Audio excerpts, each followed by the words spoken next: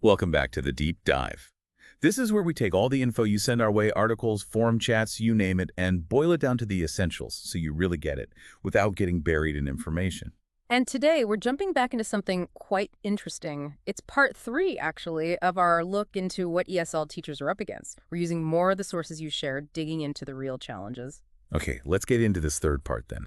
We're continuing our journey into the world of ESL teaching, trying to get a clearer view of the real pain points and maybe some solutions that popped up in the sources. We know you, as the learner, want the core stuff, the important bits, so let's get straight to it. Absolutely. So if you were with us for the earlier parts, you'll know we talked about lesson planning already, how much time it takes. And looking at the latest material, well, it really confirms this is a major issue. It scored an 8.2 on what we call emotion intensity. Right, 8.2. And that intensity score, it tells you this isn't just a minor annoyance, it's causing real frustration, maybe even anxiety for teachers. The core issue, the sources say, is just the sheer volume of time spent planning by hand. Over 30 hours a month, often. Yeah, 30 hours plus. That's practically another part-time job just for prep work. Exactly. And you can imagine what that means, right? They have to cut corners somewhere, maybe less focus on individual students, or, no time for their own development. It affects the teaching quality, ultimately, and the personal impact.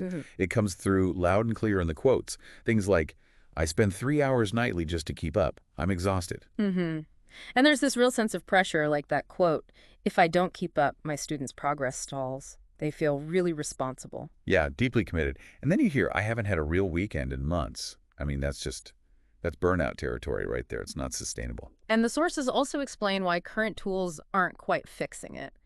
Things like Canva, Google Docs, even teachers pay teachers.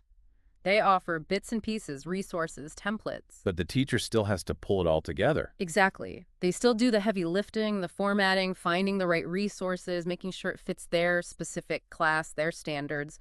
There's what you might call an automation gap. Okay, so that points towards a key takeaway from the sources, this idea of a time reclamation tool, something that doesn't just speed things up a bit, but actually automates those tedious parts. Right, like the formatting, grabbing relevant articles or videos, making sure it lines up with standards, CFR, TOEFL, that kind of thing, giving teachers actual hours back. Okay, makes sense. Now, what else came up strongly?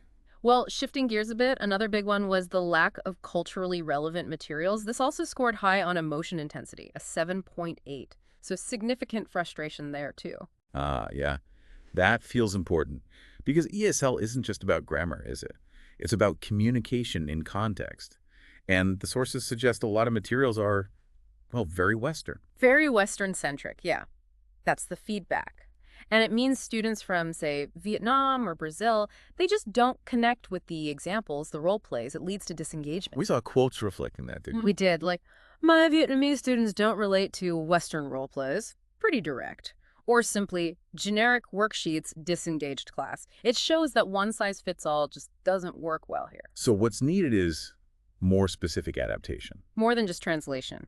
The sources talk about granular cultural customization.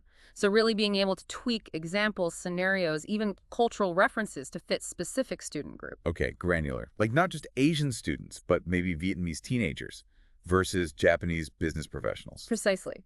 The idea of maybe preset templates for different demographics came up, like the ones you mentioned, Vietnamese teens or Brazilian professionals, and even letting teachers add local slang or traditions. That could make a huge difference. Make it feel relevant. Someone called it ESL without cultural baggage, which really captures it, I think. Yeah, it's a powerful phrase. Okay, so moving on, there's another point that emerged, flagged as emerging, but wow, the emotion intensity was the highest of all, a 9.1. 9.1. Okay, what's causing that level of feeling? It's burnout, specifically from repetitive administrative tasks. The sheer grind of it all. The admin side. Not the teaching itself, but everything around it. Exactly. It might not be the most talked about issue overall, but when people do talk about it, the feeling is incredibly strong. We're talking about constantly having to remake flashcards, the endless grading, copying, and tasting learning objectives. Just, busy work. And the quotes there must have been quite stark. Oh, absolutely. Things like, I'm quitting ESL because of the admin nightmare. That's serious. Or just the pure frustration in, why am I rebuilding the same flashcards every term? It really hits home, the inefficiency of it. Yeah, you can feel the exhaustion in that. And strategically, the sources point out this isn't just bad for the teacher. It's a retention killer for the profession. Schools lose good teachers because they're drowning in admin. So the insight here is that any potential solution needs to be framed as a burnout antidote. A burnout antidote. I like that. So features that directly attack that repetition. Auto-graded quizzes, maybe. Reusable templates. Exactly.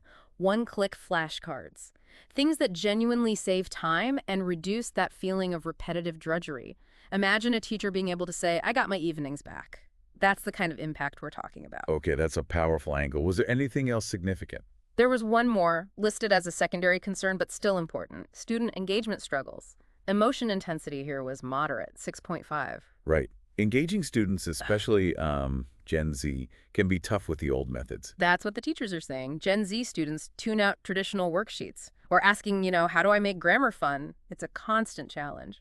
And tools like Kahoots exist, but they still take effort to set up. Yeah, that was the point. They help, but it's another thing the teacher has to create and manage manually. So the takeaway is the potential for more integrated, maybe AI-powered engagement tools. Like an engagement engine or something. Sort of, yeah. Built right in. Think AI games that adapt, or role-play simulators for practice, maybe even using things like memes to teach grammar points. Okay, turn lessons into dopamine hits. That's certainly a catchy way to put it for grabbing attention. Now, we also looked specifically at what teachers were saying on Reddit in those online communities. What was the general vibe you got there? It really echoed the main points, actually. A lot of frustration, definitely about workload. A real eagerness, almost anticipation for something that could genuinely save time and allow for more personalization. And, yeah, underlying it, a fair bit of sadness about the lack of work-life balance. Okay. And strategically, what did that Reddit analysis tell us? Well, it hammered home that time-saving and personalization are absolutely critical selling points. It strongly backed up positioning any tool as that burnout antidote. And it really showed the value of, actually being in those communities like our teachers or RESL, listening and engaging. Right. So if we pull all these threads together from the sources, what are the big strategic priorities that jump out? I think, first off, it's about positioning. Less about just efficiency and more about well-being. Frame it as a tool that helps teachers reclaim their time, their passion, maybe even their weekends. Agreed. And feature-wise, what needs to be front and center? Based on the intensity and frequency, that culture adapt feature seems key. Then, definitely the automated assessment stuff to kill that grading time. And third, probably some kind of built-in gamification or engagement engine. And the messaging should focus on The outcomes. The emotional benefits, not just auto-grades quizzes, but spend less time grading, more time teaching, or reclaim your passion for teaching. Connect with how they feel. Yeah, that makes sense. And finally, building a community around it. Seems like a good idea. That example of a Bridge AI time savings challenge in an ESL subreddit, that could be a really smart way to show, not just tell, the benefits and build some buzz. So when you boil it all down, the core issue that keeps coming up is teachers feeling, trapped by all these inefficient tasks. Yeah, overwhelmed by the process instead of energized by the teaching. Exactly. And so the real key, the unlock for any successful solution here, seems to be freeing up that time and, importantly, their creative energy, letting them focus on the connection, the teaching, the students. So listening to all this, you should now have a much sharper sense of the challenges ESL teachers are grappling with. It's everything from the sheer time sink of planning lessons to needing materials that actually resonate culturally and that very real burnout from the admin grind. And considering just how strongly people feel about these issues, remember those emotion intensity scores? It really makes you wonder, doesn't it? What other jobs, what other professions out there might be facing similar struggles? Where could AI maybe step in, not just to make things faster, but to genuinely improve well-being and unlock creativity? Something to think about. Thanks for joining us for this deep dive. We hope it was insightful, and we'll catch you on the next one.